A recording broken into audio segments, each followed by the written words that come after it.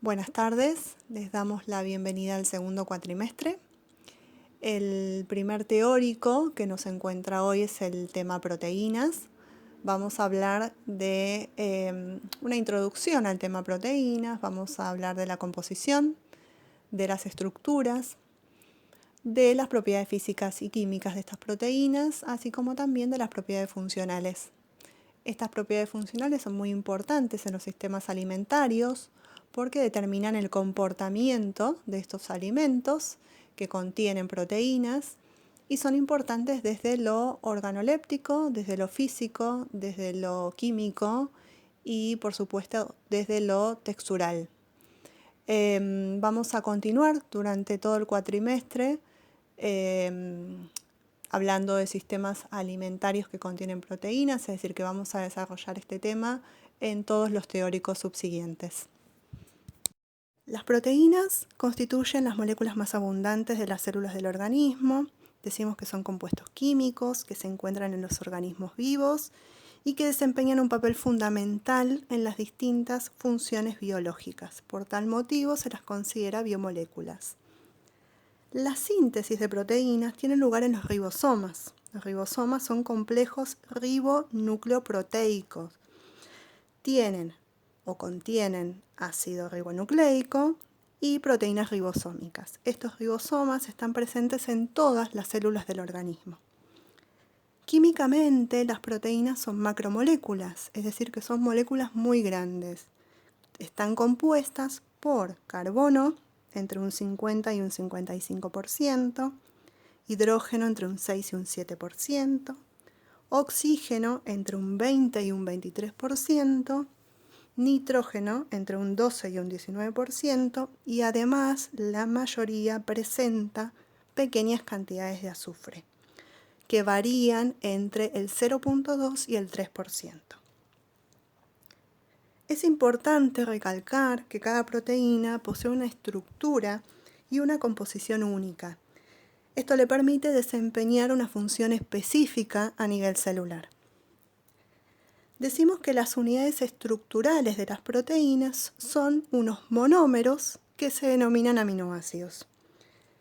En los alimentos, las proteínas, además de proporcionar aminoácidos necesarios para la formación de tejidos y sustancias nitrogenadas de recambio para mantener las funciones básicas del organismo, también es posible aprovechar su naturaleza dinámica. Esto tiene que ver con la posibilidad de crear nuevas texturas y consistencias en los sistemas alimentarios. De esta forma se desarrollan lo que se conoce como propiedades funcionales de una proteína.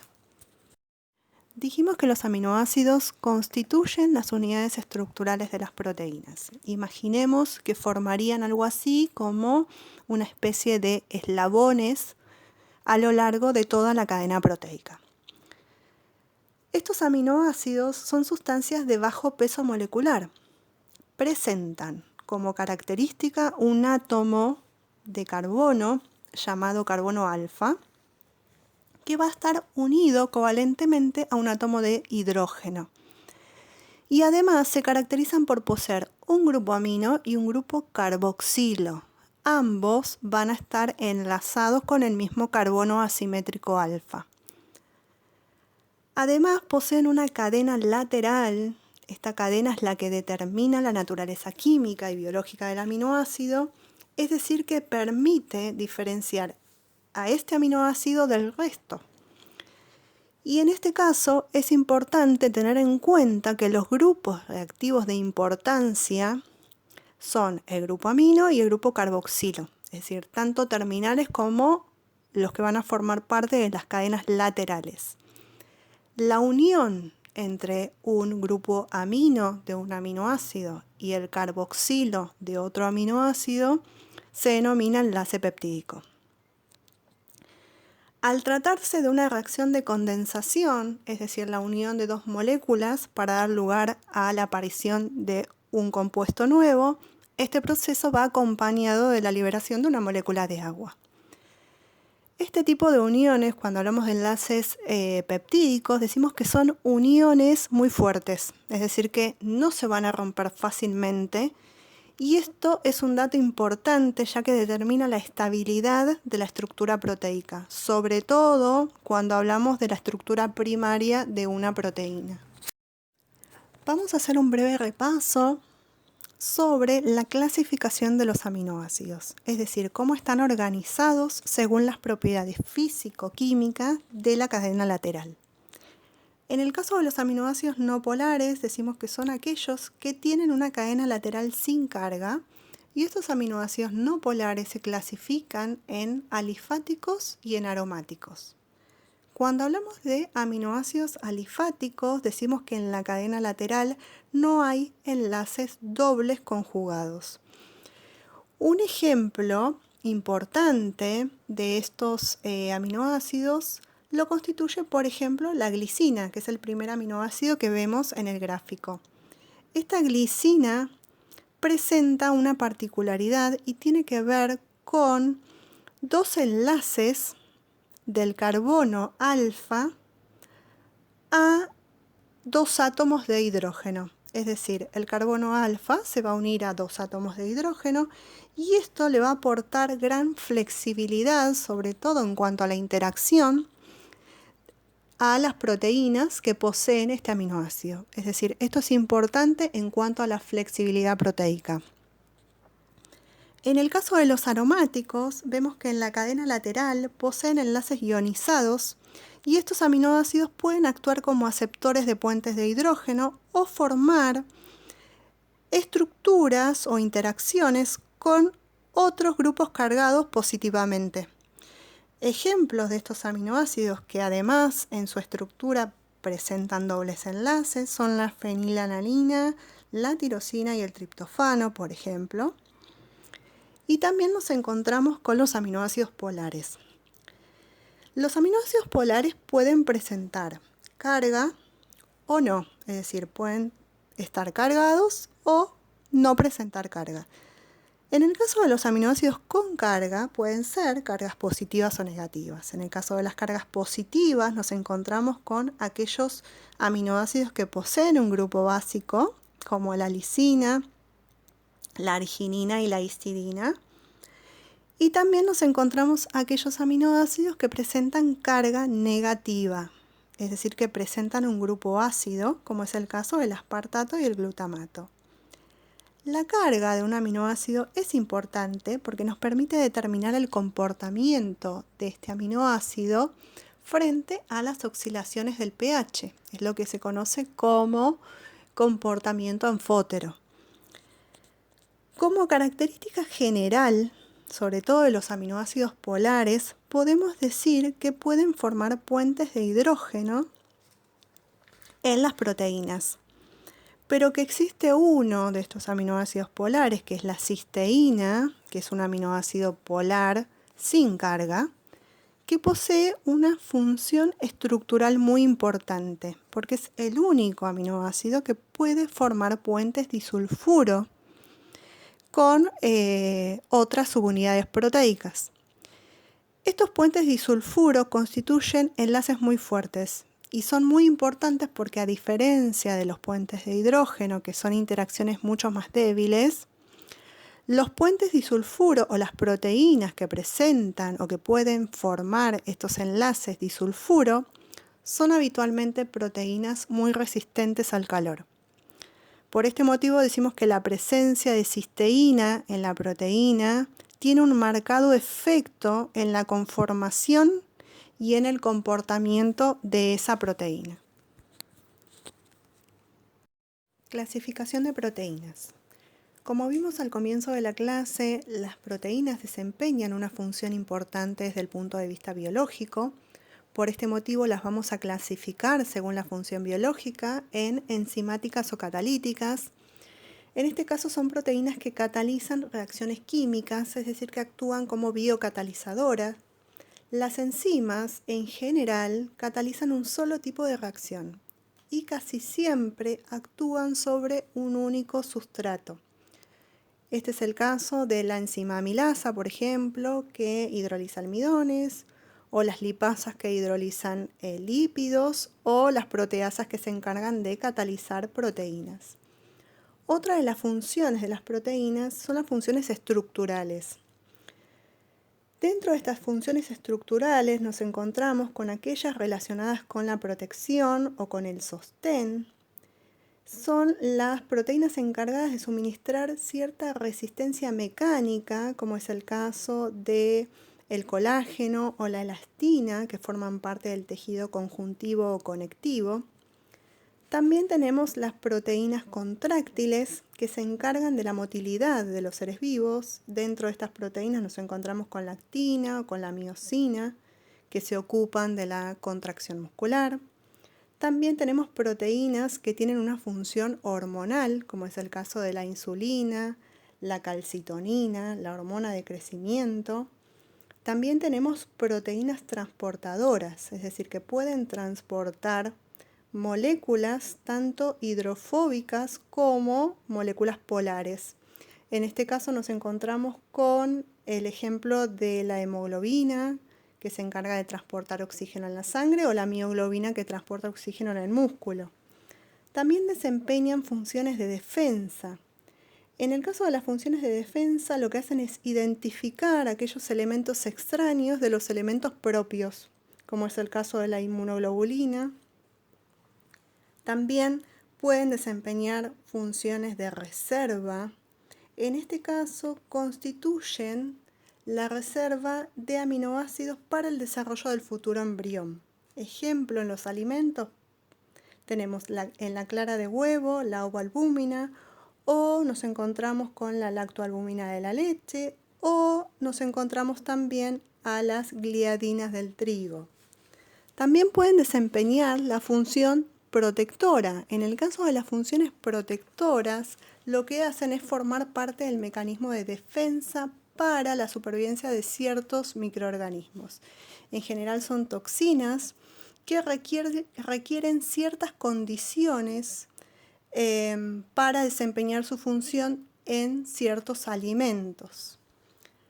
También podemos clasificar a las proteínas según la composición. Y según la composición decimos que pueden ser proteínas simples, o también llamadas holoproteínas u homoproteínas, que están compuestas solo por aminoácidos. En el caso de estas proteínas nos encontramos como ejemplo a las albúminas o a las globulinas, pero también tenemos a las proteínas conjugadas, que son aquellas proteínas que contienen aminoácidos y además contienen compuestos no proteicos, que se denominan grupos prostéticos. Estas proteínas conjugadas o heteroproteínas tenemos como ejemplo a las glicoproteínas, por ejemplo, a las lipoproteínas, a las nucleoproteínas. Es decir, dentro de estos grupos prostéticos podemos encontrar a un carbohidrato, un lípido, un ácido nucleico o un ion inorgánico. Tenemos como ejemplo en los alimentos a las fosfoproteínas. Las fosfoproteínas contienen grupos fosfatos que van a estar esterificados con residuos del aminoácido serina, y existen varias fosfoproteínas alimentarias. Un ejemplo de ellas es la caseína de la leche o la ovoalbúmina, que también es una fosfoglicoproteína que se encuentra en la clara de huevo. Y también tenemos otros ejemplos de proteínas conjugadas, como es el caso de la hemoglobina, que presenta como grupo prostético al grupo hemo. ¿Cómo se lleva a cabo la organización estructural de las proteínas? Decíamos que una proteína se forma por la unión del nitrógeno, del grupo amino de un aminoácido, con un átomo de carbono de otro aminoácido. Esto se realizaba mediante un enlace peptídico. Y este enlace es el que se va repitiendo para formar una cadena de centenares de aminoácidos. Es decir, que este eje carbono-nitrógeno constituye en la molécula de proteínas una especie de zigzag con los grupos laterales. De acuerdo con esto, podemos decir que se distinguen 4 niveles en la jerarquía estructural de una proteína. Y esto es importante, sobre todo es importante recalcar que el conocimiento de la conformación proteica y su estabilidad es esencial para comprender el efecto del procesado o del tratamiento sobre estas proteínas en los distintos alimentos. La estructura primaria es la forma más simple de abordar la estructura proteica. Se refiere a la secuencia en que están unidos los aminoácidos para formar cadenas lineales. Está determinada por el tipo de aminoácidos, por el número de aminoácidos y también por el orden en que estos aminoácidos están enlazados a lo largo de la cadena. Esta unión se va a estabilizar mediante un enlace peptídico y es este enlace el que permite formar una secuencia concreta y única. Si pensamos en las proteínas como moléculas alimenticias, decimos que son lo suficientemente complejas y mucho más complicadas que otros macronutrientes como son los carbohidratos o los lípidos en lo referente al manejo de los alimentos. Decíamos al principio que la estructura primaria es la forma más simple, pero en realidad las proteínas no existen como moléculas simples, no existen como cadenas sencillas. Sin embargo, es esta estructura primaria, es esta secuencia concreta de aminoácidos la que determina la forma que una proteína adoptará en el espacio. La estructura secundaria hace referencia a la organización tridimensional de los segmentos de la cadena polipeptídica. Dentro de estas estructuras nos encontramos con la alfa hélice, que constituye una estructura ordenada y estable. Se va a estabilizar por medio de puentes de hidrógeno entre cada vuelta de hélice dentro de la cadena y va a formar una especie de espiral. Los átomos de oxígeno y de hidrógeno que intervienen en los enlaces peptídicos son los que van a participar en la formación de los puentes de hidrógeno intracatenarios.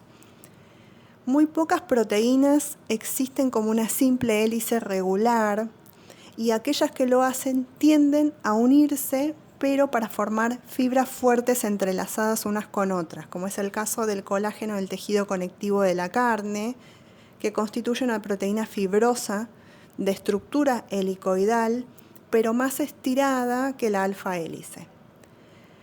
Hablaremos del colágeno de la carne en la diapositiva siguiente, más detalladamente. En el caso de la beta laminar, es una conformación más extendida que la alfa hélice y se puede considerar como una estructura en forma de zigzag. En esta estructura, las cadenas proteicas se encuentran alargadas y se combinan para formar hojas plegadas de tipo beta. Estas hojas se van a unir entre sí también por puentes de hidrógeno. Pero estos puentes de hidrógeno van a ser entre las secciones adyacentes de las cadenas proteicas y no dentro de una cadena sencilla. Y la tercera forma de estructura secundaria es la estructura helicoidal al azar o aleatoria. Se trata, en este caso, de una estructura desordenada. Se dice que es una estructura mal definida y que se forma cuando las cadenas laterales de los aminoácidos impiden la formación de una alfa hélice o de una hoja beta. Por lo tanto, se dice que forman uniones de tipo aleatorias.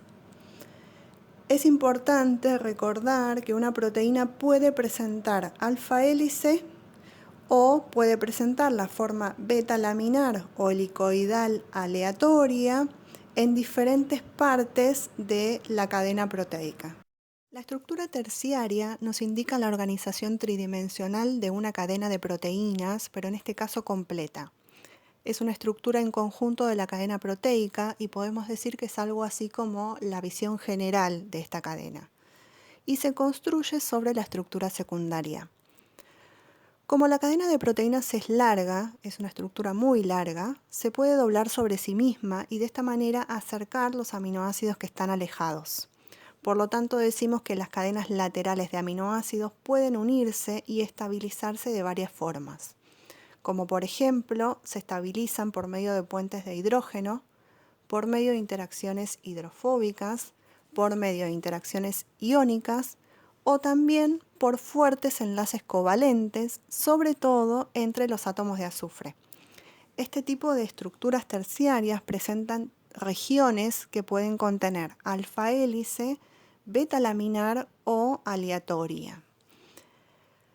Existen dos tipos de estructura terciaria. Nos encontramos en primer lugar con las proteínas fibrosas este tipo de proteínas presentan cadenas proteicas alargadas que van a formar fibras organizadas sobre un eje central. Como ejemplo de este tipo de estructuras encontramos la molécula de colágeno, mencionado en la diapositiva anterior. En este caso podemos decir que la molécula de colágeno está constituida por 3 cadenas polipeptídicas y van a formar lo que se llama una triple hélice o molécula de tropocolágeno. Una particularidad es que gracias al patrón repetitivo de sus aminoácidos, las 3 cadenas que forman la molécula van a encajar naturalmente unas con otras y formar enlaces débiles que disponen estas 3 moléculas en forma de hélice. Como característica, además, este colágeno presenta resistencia física. Como forma parte de tendones, huesos y ligamentos, aporta gran resistencia mecánica. Y con respecto a la solubilidad, se trata de una proteína insoluble en agua y en soluciones acuosas, pero además tiene la particularidad que sus moléculas no forman fácilmente enlaces permanentes unas con otras. Esto se debe a su particular composición química. Si bien es una molécula fibrosa, si se aplica calor, lo que hacemos es romper los enlaces débiles que las mantienen unidas y de esta manera la molécula se dispersa en agua y de esta forma se transforma en gelatina. Este comportamiento es fundamental cuando queremos aumentar la terneza de la carne, sobre todo en los cortes que tienen gran predominio de colágeno. Otra de las proteínas que forman parte de la estructura terciaria o que presentan esta estructura terciaria son las proteínas globulares. En este caso son moléculas compactas que presentan una forma esférica y en su estructura tienen gran cantidad de aminoácidos hidrofóbicos. Estos van a estar orientados hacia el centro, es decir, hacia el interior de la molécula, lo cual produce esta forma compacta y esta forma globular. Además, debido a que presentan cadenas polares, pero orientadas o localizadas en la superficie, esto permite que la proteína permanezca en disolución. Este tipo de proteínas pueden interactuar, por este motivo, con otras moléculas polares como el agua y formar puentes de hidrógeno. Las proteínas globulares constituyen las proteínas más frecuentes. Como ejemplo de este tipo de proteínas tenemos a las proteínas de transporte, como es el caso de la mioglobina, a las proteínas lácteas, sobre todo las caseínas, y también a las proteínas del huevo. La estructura cuaternaria hace referencia a la disposición espacial adoptada por una proteína y en este caso contiene más de una cadena polipeptídica.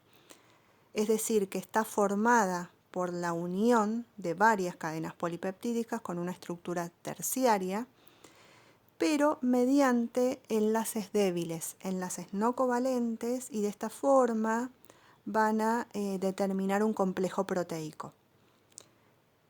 Las cadenas que van a formar esta estructura pueden ser idénticas o no.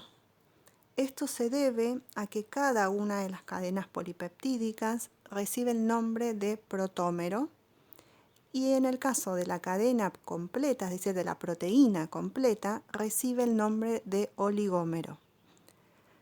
Los protómeros pueden ser idénticos y en este caso, cuando son idénticos, decimos que el oligómero es homogéneo. Pero también estos protómeros pueden ser distintos y en este caso el oligómero será heterogéneo. Un ejemplo de un oligómero homogéneo son las proteínas del suero de la leche, puntualmente las beta-lactoglobulinas, en la cual encontramos todos sus monómeros son exactamente idénticos. Estas estructuras cuaternarias se estabilizan por puentes de hidrógeno, por interacciones hidrofóbicas, por enlaces disulfuro y también por interacciones iónicas. Como ejemplo, también nos encontramos a otras proteínas que son las que van a formar el complejo actomiosina del tejido muscular. Y también nos encontramos con la estructura micelar de las caseínas de la leche. Cada proteína adquiere una conformación nativa o conformación natural en el espacio. Esta conformación es única y determina el plegamiento exacto de la proteína. La conformación nativa está determinada por la secuencia de aminoácidos, la localización, el tipo de enlaces que van a formar y dónde se formarán estos enlaces dentro de las cadenas laterales. Algunos aminoácidos tienen partes polares, es decir, que pueden formar puentes de hidrógeno con otras moléculas polares, como en el caso de la molécula de agua. Los puentes de hidrógeno se caracterizan por ser enlaces débiles, pero como se pueden formar muchos puentes de hidrógeno dentro de una proteína, esto le aporta estabilidad a esa proteína, a pesar de que se forman y se rompen constantemente. Otros contienen cadenas cortas o anillos de carbono que se asemejan a las grasas. Por lo tanto, pueden formar otros enlaces como son las interacciones hidrofóbicas o Van der Waals con otras moléculas similares. Y también existen otros enlaces, es decir, aquellos que se forman entre átomos, por ejemplo, de azufre, que son muy reactivos, y de esta manera obtenemos los puentes disulfuro, que son enlaces mucho más fuertes. Todo esto significa que en una misma proteína tenemos muchos ambientes químicos diferentes.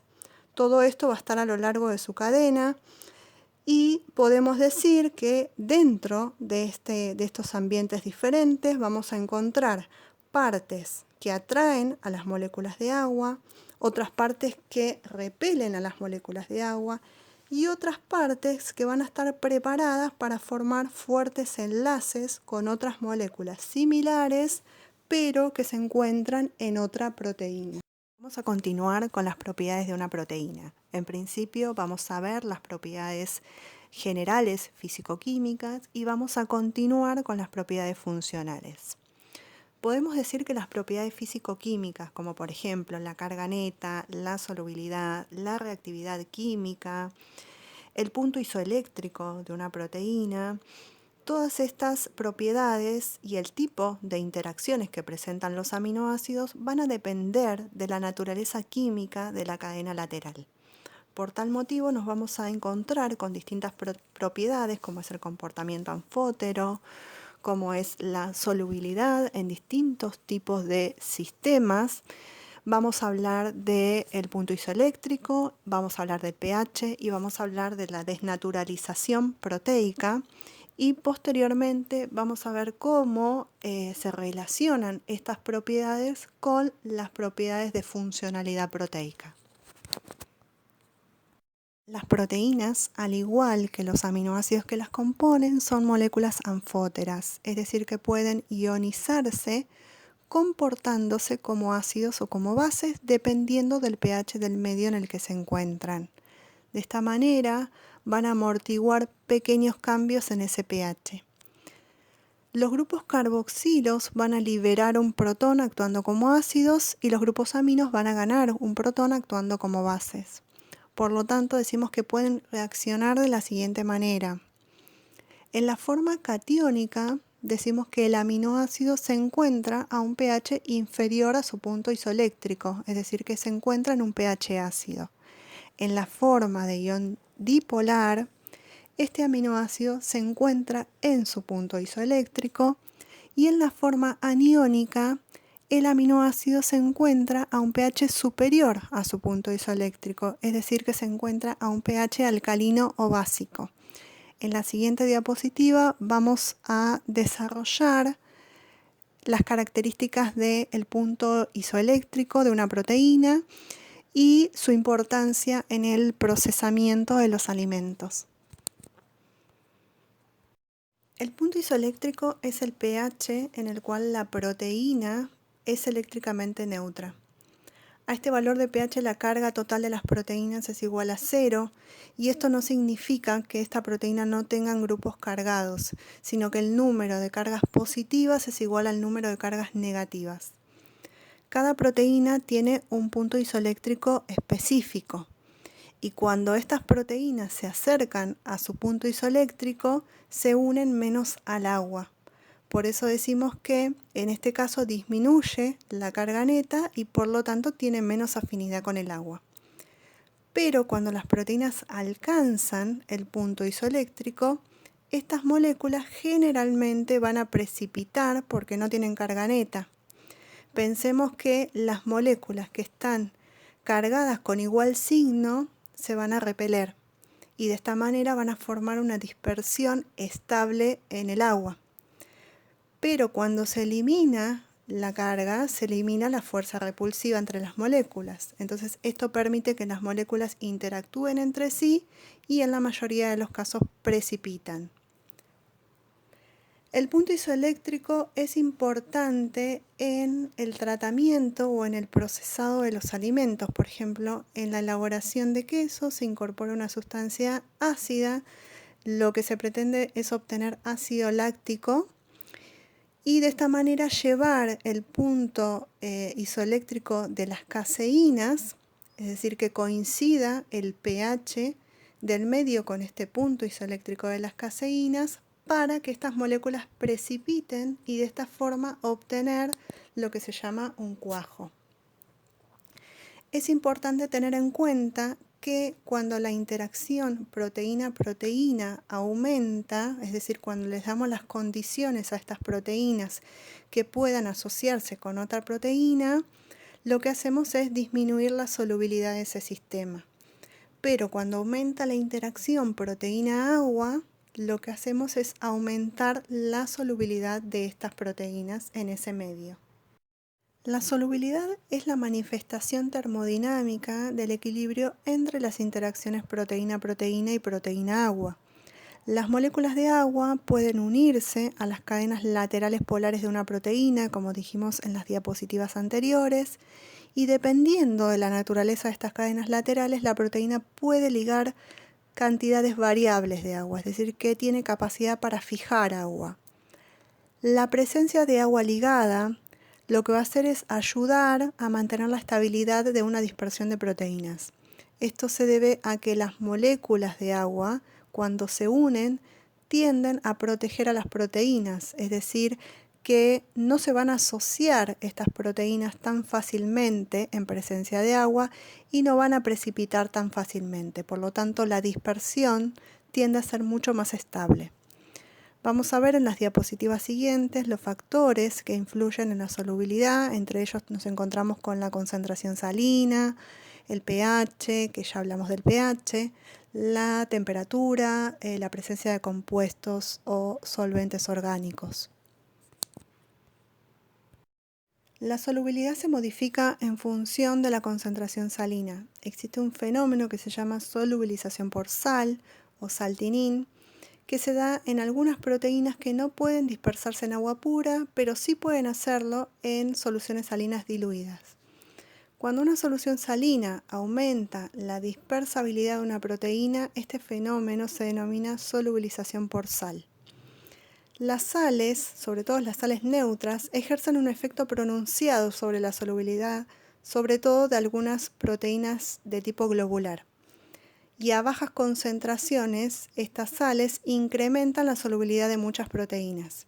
En este caso, los contraiones adicionales lo que van a hacer es recubrir las numerosas cargas iónicas de las proteínas y por lo tanto se incrementa su solubilidad.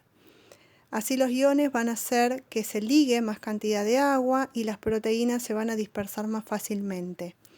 La acción de incorporar sal en un sistema alimentario es importante, por ejemplo, en el procesado de algunos alimentos, como es el caso de inyectar salmuera en el proceso de elaboración del jamón, y de esta manera lo que se logra es aumentar la dispersabilidad de las proteínas y también tiene un efecto positivo, ya que incrementa la capacidad de retención de agua y de esta forma aumenta la humedad.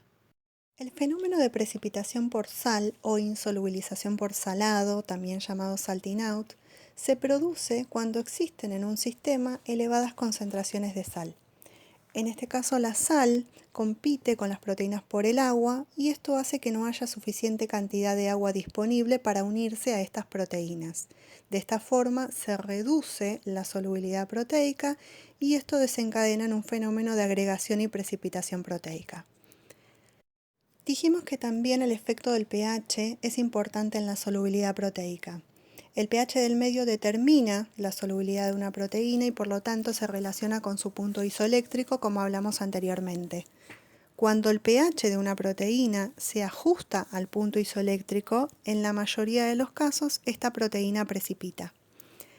Con respecto al efecto de la temperatura, decimos que en la mayoría de las proteínas globulares aumenta la solubilidad al aumentar la temperatura. Pero por encima de los 40 grados o 50 grados aproximadamente, la mayor parte de las proteínas lo que hacen es aumentar su inestabilidad y comienzan a desnaturalizar. Esta desnaturalización se produce por un cambio en la estructura proteica y generalmente esto conduce a la pérdida de solubilidad y por lo tanto pierde su afinidad con el agua. También hablamos de los solventes polares. Estos solventes polares u orgánicos, como es el caso del alcohol o la acetona, interaccionan con el centro hidrófobo de las proteínas y de esta forma las desorganiza. Al desorganizar estas proteínas disminuye la solubilidad, esto sucede en la mayor parte de las proteínas globulares y también conduce a la agregación y a la precipitación proteica.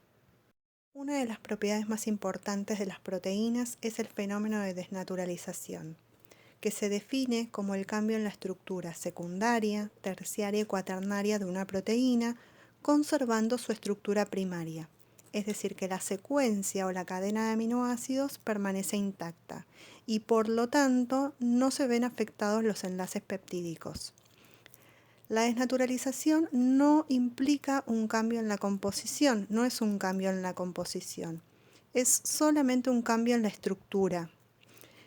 Aunque desde el manejo de los alimentos se describe como un fenómeno de transformación química, esto se debe a que la estructura proteica determina el comportamiento de una proteína. Y estas proteínas, una vez que desnaturalizaron, se comportan de una manera muy diferente a la forma original o a la forma nativa. Y vamos a ver cuáles son las condiciones que van a determinar el cambio de la forma estable termodinámicamente a la estructura desnaturalizada, es decir, esta estructura modificada para alcanzar un nuevo equilibrio a nivel estructural. El fenómeno de desnaturalización consiste en el despliegue de la molécula proteica como consecuencia de la ruptura de sus enlaces, principalmente de los puentes de hidrógeno, de los enlaces iónicos y de los enlaces salinos. Esto va a provocar la exposición de las cadenas laterales ubicadas en el centro de la proteína y como consecuencia estas cadenas se van a unir entre sí debido a su baja afinidad por el agua. Por tal motivo decimos que en el caso de las proteínas alimenticias, cuando una proteína se encuentra desnaturalizada, generalmente pierde parte de sus propiedades funcionales y esto puede conducir a la insolubilización proteica. Esto no significa que la desnaturalización sea un fenómeno negativo. Al contrario, en determinadas situaciones este fenómeno resulta deseable, como es el caso del tratamiento térmico para obtener una proteína coagulada. ¿Sí? En este caso, la desnaturalización térmica constituye un paso previo a esta coagulación proteica. En otras situaciones, por ejemplo, es necesaria también esta desnaturalización térmica como medio para inhibir a la tripsina de las legumbres, que se encuentra presente en las legumbres, y de esta manera mejorar o aprovechar su digestibilidad. En estas situaciones se considera un fenómeno deseable. Una proteína desnaturalizada siempre va a ser más digerible que la proteína nativa. Y además vamos a ver que estas proteínas desnaturalizadas mejoran la funcionalidad en aquellos alimentos con propiedades espumantes y emulgentes. Esto sucede debido a que el desdoblamiento de las moléculas proteicas favorecen la estabilización de estas proteínas en la interfase. La exposición al calor de una proteína provoca el aumento de la energía cinética proteica.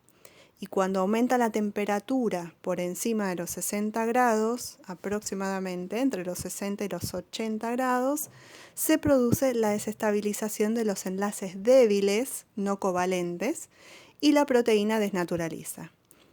En el caso de los enlaces de tipo puentes de hidrógeno y las interacciones electroestáticas, pierden rápidamente la estabilidad y por lo tanto esa proteína desnaturaliza. Pero en el caso de las interacciones hidrofóbicas, que son enlaces mucho más estables al calor, sucede lo contrario, es decir, son estables a las altas temperaturas, pero son inestables a las bajas temperaturas. Siempre que una proteína sea expuesta al calor, esto va a producir el aumento de la energía cinética. Y esto a su vez va a provocar la desestabilización de los enlaces químicos de la estructura tridimensional de esa molécula proteica y por lo tanto va a desnaturalizar. Con respecto al pH, vimos que el pH y el punto isoeléctrico, sobre todo de las proteínas, tiene un efecto importante en la desnaturalización. Estos cambios en el pH del ambiente natural de una proteína pueden desencadenar ionizaciones en las cadenas laterales cargadas y de esta manera se afecta el número de puentes salinos que estabilizaron esa conformación nativa. Y por lo tanto nos podemos encontrar con una desnaturalización alcalina que va a provocar la neutralización de las cargas positivas de las cadenas laterales de los aminoácidos lisina, histidina y arginina.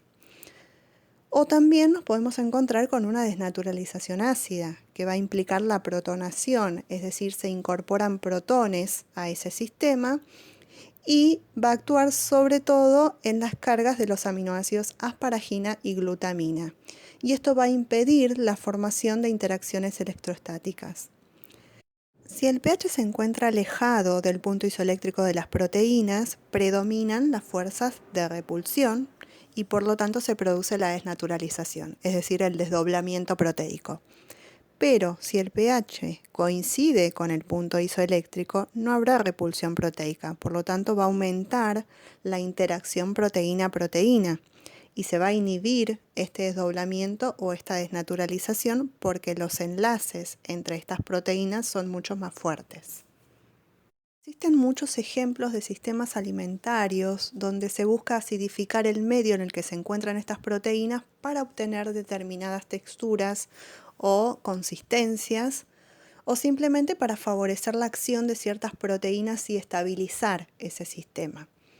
Uno de los ejemplos es el batido de una espuma de clara de huevos.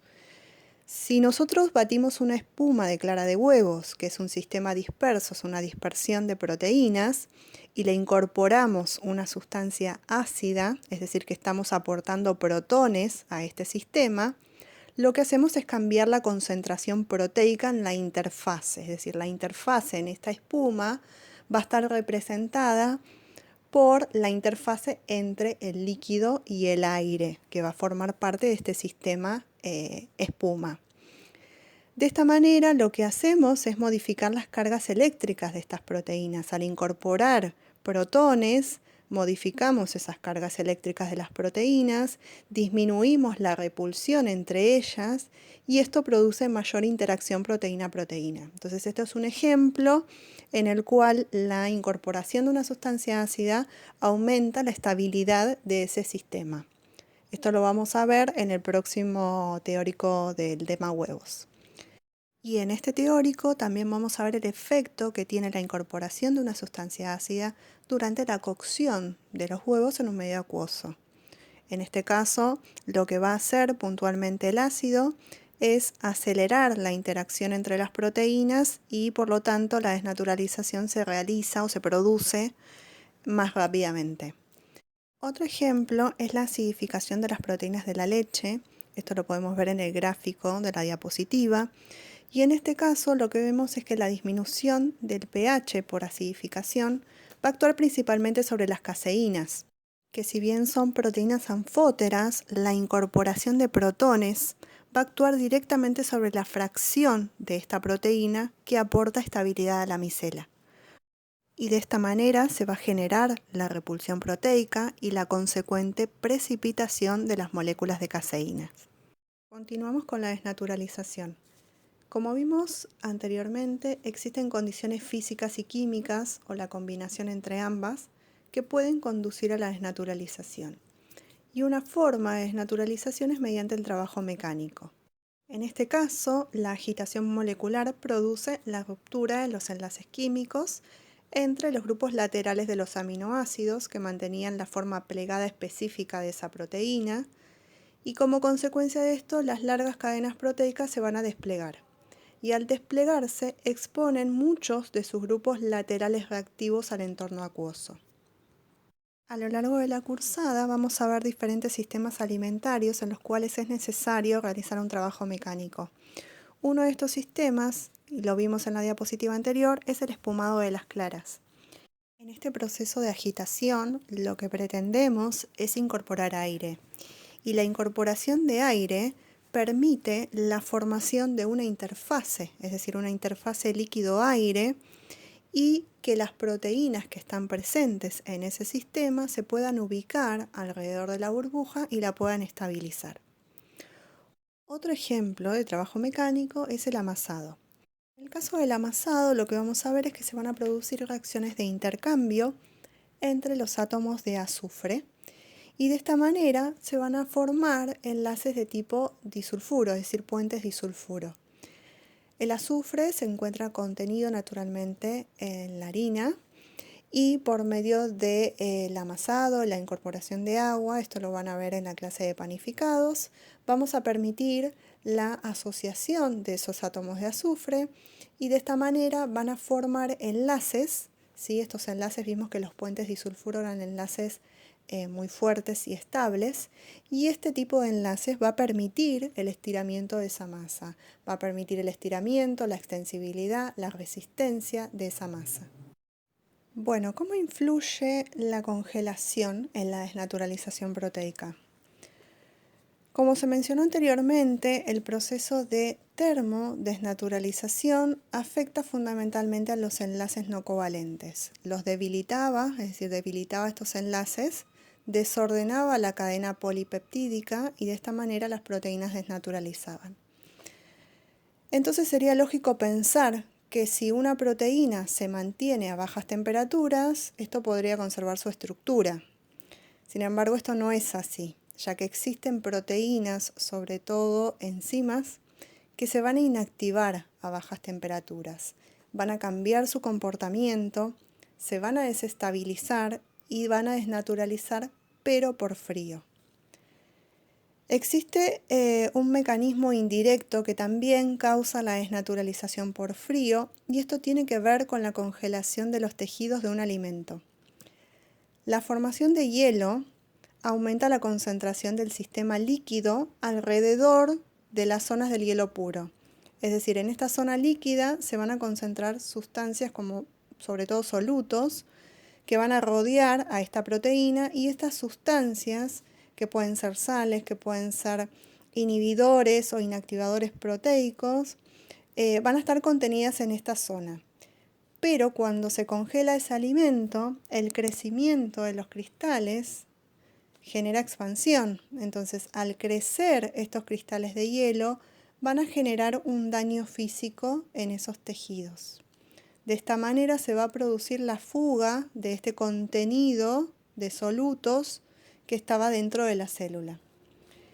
Decíamos que en este contenido celular había un montón de enzimas. Entonces, estas enzimas, que entre ellas encontramos a las proteasas y que van a atacar proteínas, van a generar precisamente la ruptura de estas proteínas. Este mecanismo indirecto, si bien no es un proceso específico de desnaturalización, lo que va a hacer es involucrar un proceso de hidrólisis. y al generar hidrólisis va a afectar los enlaces peptídicos. Es decir, que este proceso se trata de un fenómeno mucho más complejo que la desnaturalización. La fuerza iónica también influye en la desnaturalización. El aumento de la fuerza iónica, es decir, la incorporación de iones en el medio en el cual se encuentran proteínas, puede generar una disminución en el grado de hidratación de los grupos iónicos superficiales de esta proteína, debido a que estos compiten por el agua. Entonces, de esta manera, lo que van a hacer es romper esos enlaces, esos puentes de hidrógeno, y de esta forma las proteínas terminan agregándose y precipitando. También hablamos de los disolventes o solventes orgánicos, y estos solventes orgánicos también influyen en esta desnaturalización. Decíamos que los solventes orgánicos, como los solventes polares, como el alcohol o la acetona, lo que hacían era generar una interacción con el centro hidrófobo de la proteína. Esto genera una desorganización molecular. Esto lleva a la insolubilización proteica y consecuentemente a la precipitación proteica. Muchas veces la incorporación de solventes polares genera una desnaturalización irreversible. Otra de las propiedades de las proteínas es el fenómeno de hidrólisis o de proteólisis. Es importante dejar en claro que la hidrólisis proteica, no está relacionada con la desnaturalización. Vimos que en la desnaturalización había un cambio conformacional de esta proteína, mientras que en la hidrólisis lo que se produce es la fragmentación de la cadena polipeptídica, es decir, que va a haber una ruptura de los enlaces peptídicos y esto conduce a la obtención de péptidos más pequeños. La hidrólisis también puede ser catalizada por enzimas que se llaman enzimas proteolíticas, como es el caso de la papaína. La papaína es una enzima presente en la papaya, o la bromelina, que es una enzima que se encuentra en el ananá o en la piña.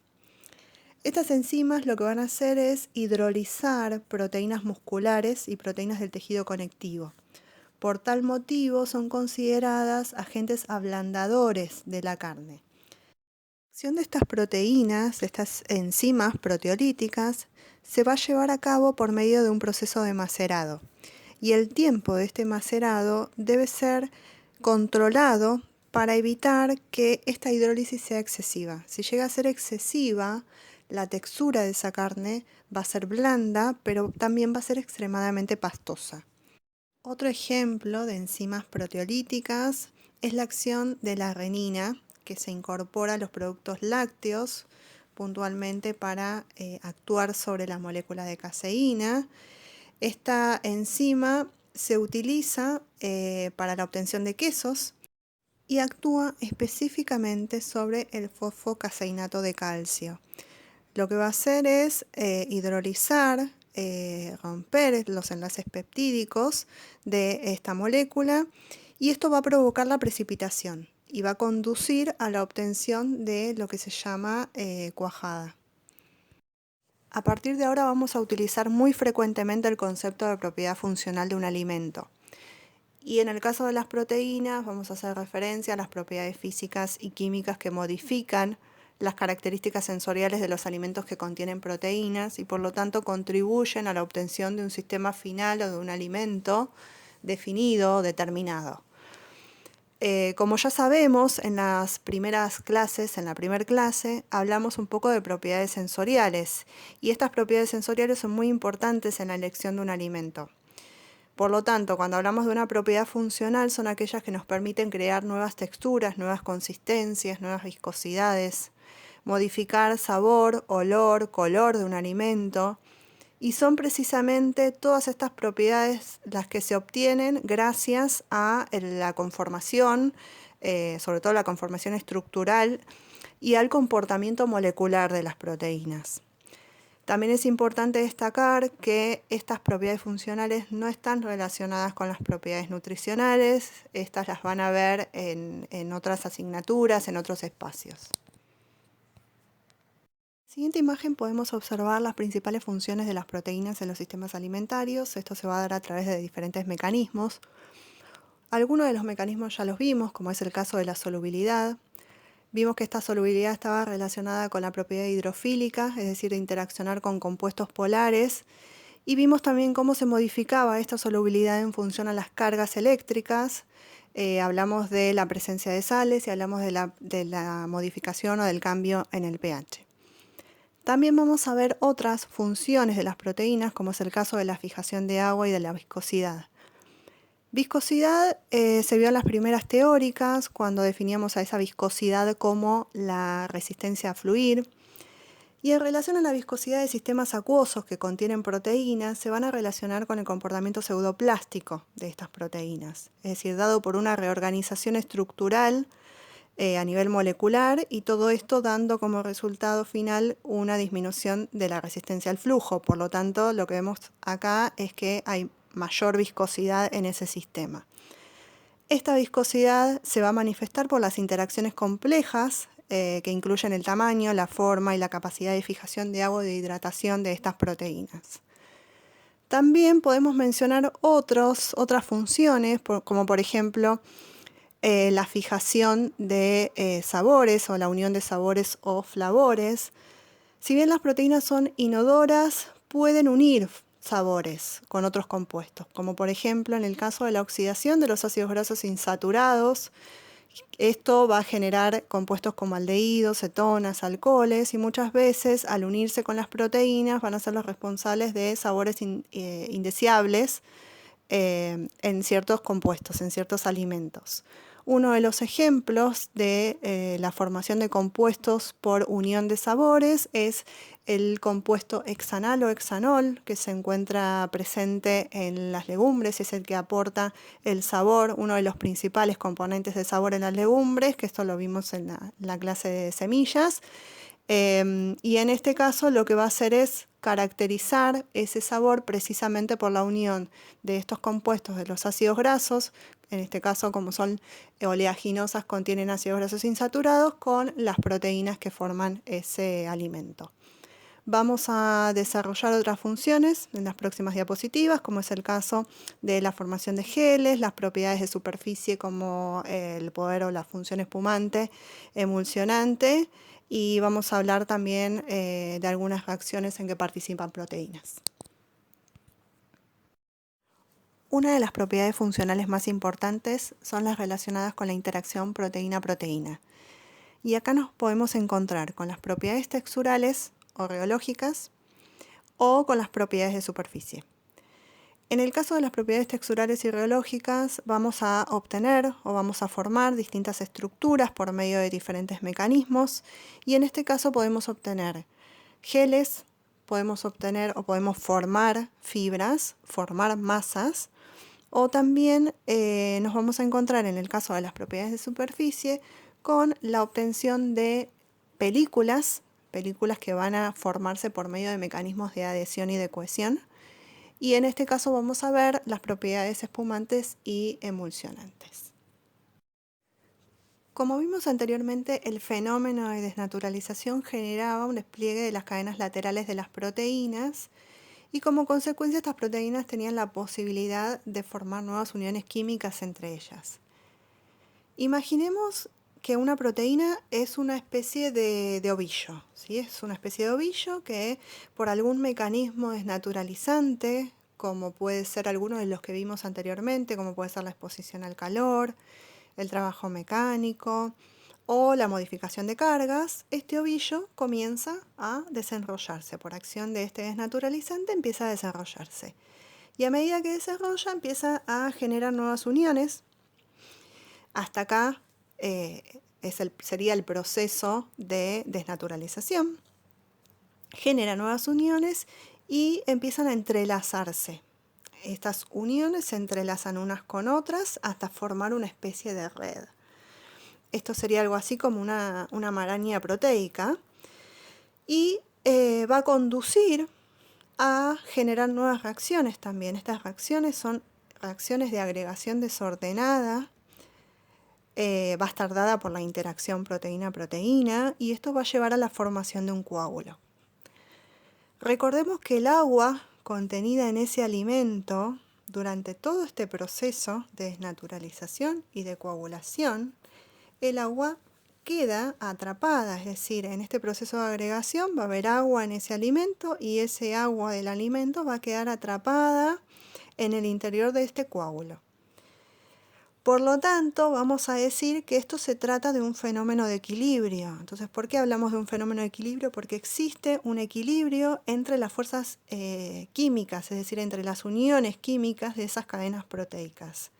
Es decir, existe un equilibrio entre las fuerzas de atracción que contribuyen a la interacción proteína-proteína y entre las fuerzas de repulsión que posibilitan la interacción proteína-agua.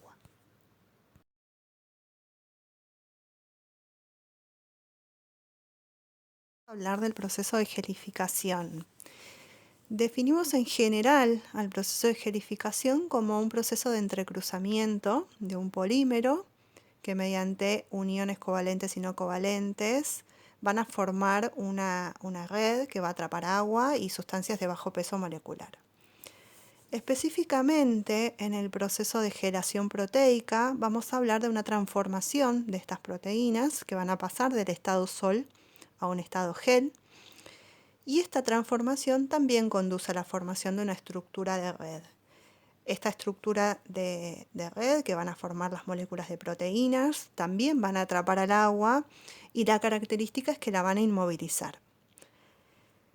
El descenso de la energía cinética facilita la formación de estos enlaces y por lo tanto facilita la interacción proteína-proteína para dar lugar a este proceso de agregación proteica de manera ordenada.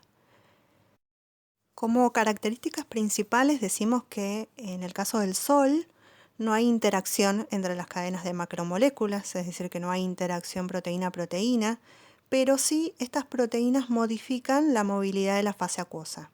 Es decir, no forman una red, pero hay una modificación en ese fluido.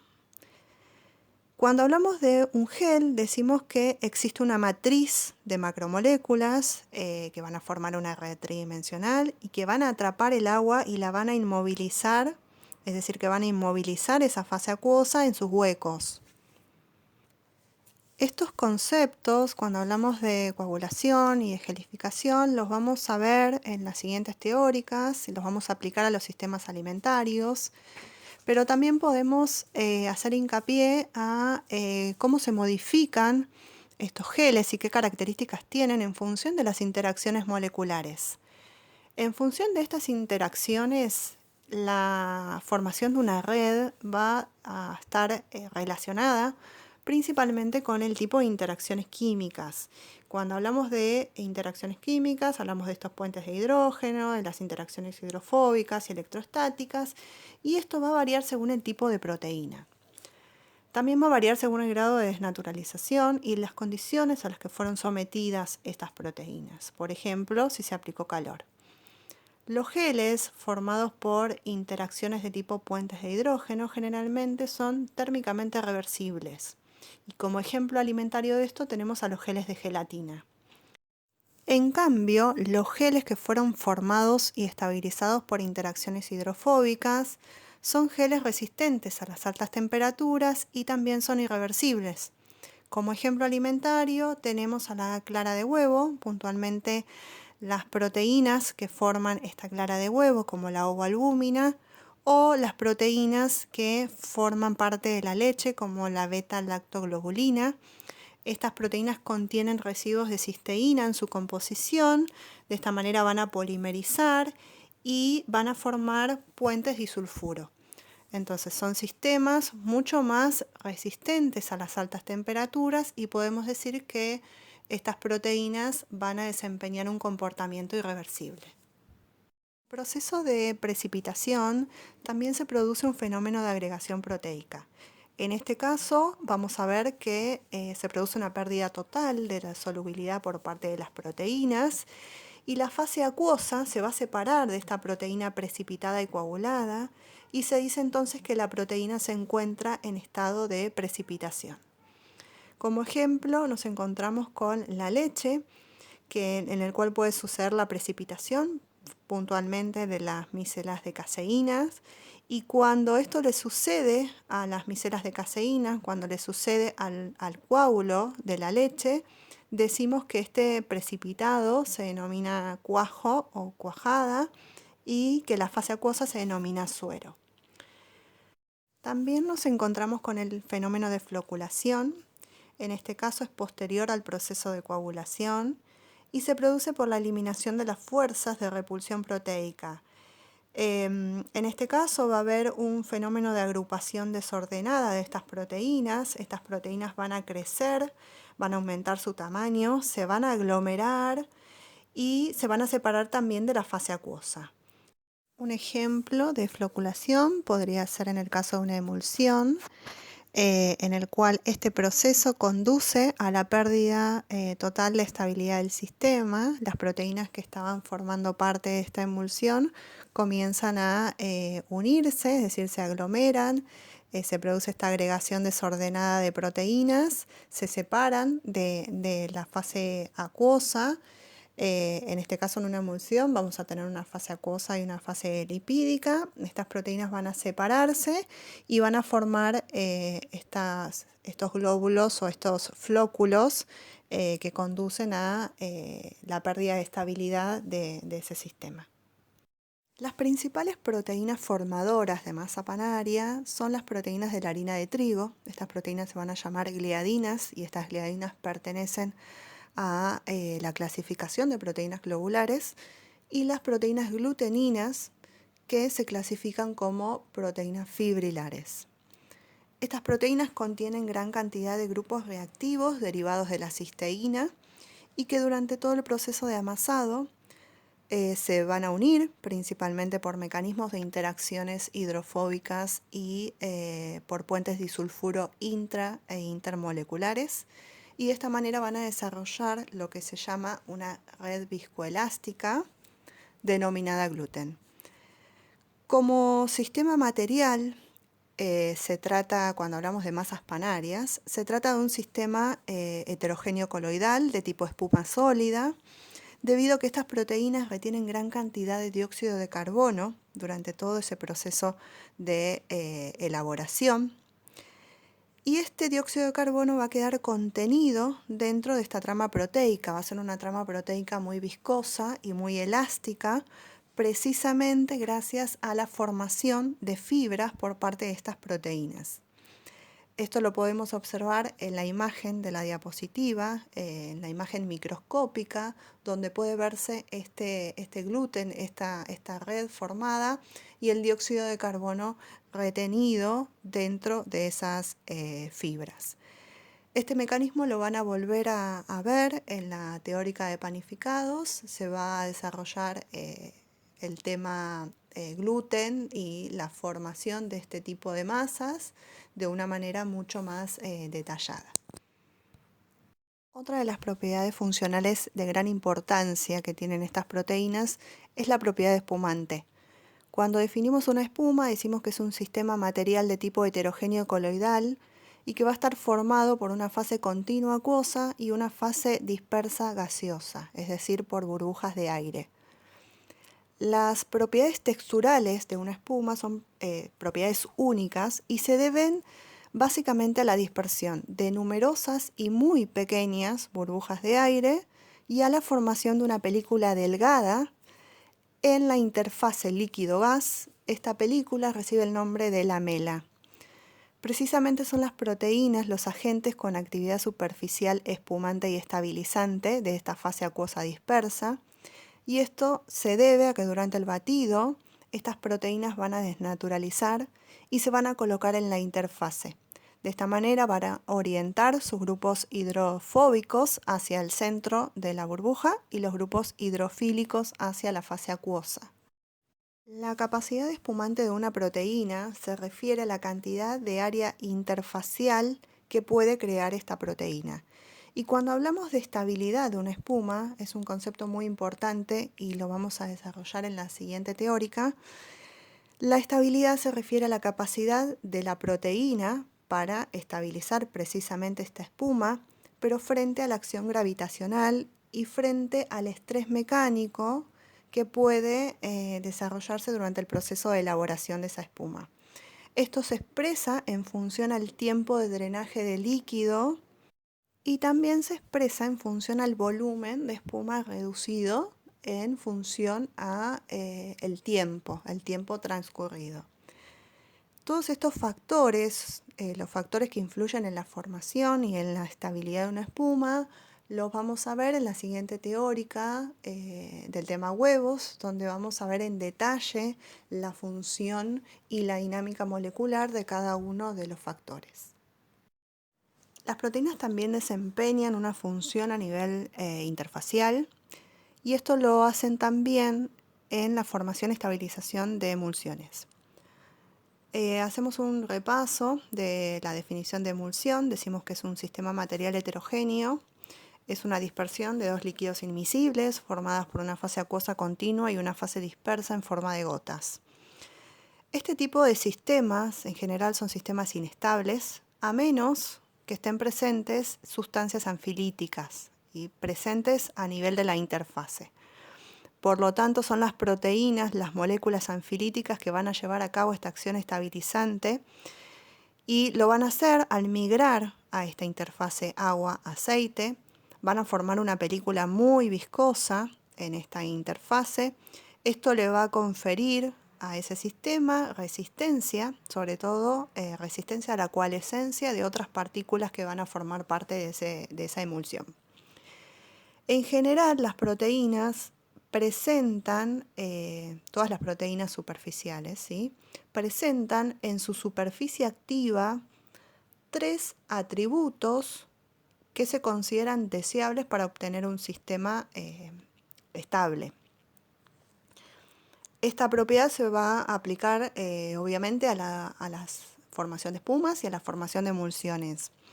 La primera propiedad o el primer atributo es la capacidad para absorberse, es decir, absorberse con D, rápidamente, de manera eficiente en esta interfase. La segunda propiedad tiene que ver con la capacidad de desplegarse en esta interfase, es decir, se despliegan esas proteínas de una manera rápida y se reorientan en esa interfase para ejercer esa acción estabilizadora.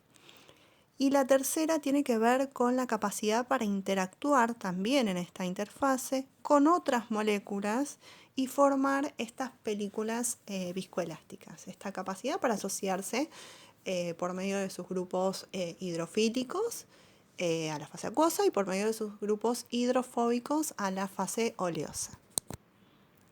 En cuanto a las reacciones en que participan proteínas, nos encontramos con la fijación de aromas. Ya hablamos de esto, hablamos de la unión de proteínas para producir aromas o flavores característicos. Dijimos que si bien las proteínas eran inodoras, podían fijar compuestos carbonilos que imparten aromas especiales, como es el caso de las habas o en la soja. Y también dimos el ejemplo del hexanal en las legumbres, que aporta sabor característico. La segunda reacción también la conocemos, se trata de la reacción de Maillard.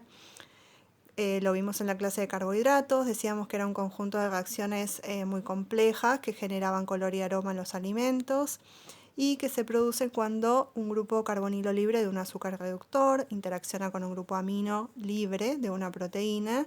Esto se produce en presencia de calor y en un medio no acuoso. Esta reacción se ve favorecida por el alto contenido de azúcares, la alta concentración proteica, altas temperaturas, y cuando hablamos de altas temperaturas hablamos de una temperatura mayor a 120 grados, pH alcalino o básico y bajo contenido acuoso. Como resultado final de esta reacción se obtienen compuestos pardos que se van a llamar melanoidinas, también se obtienen polímeros y compuestos nitrogenados. Y una de las características es que se produce la pérdida de ciertos aminoácidos, son aquellos que tienen grupos aminos libres que pueden reaccionar con estos azúcares reductores. Entre estos aminoácidos encontramos la lisina, la arginina, el triptófano y la histidina. Y la última reacción en que participan las proteínas es la formación de acrilamida. En esta sustancia, en altas concentraciones, se considera que es un compuesto neurotóxico.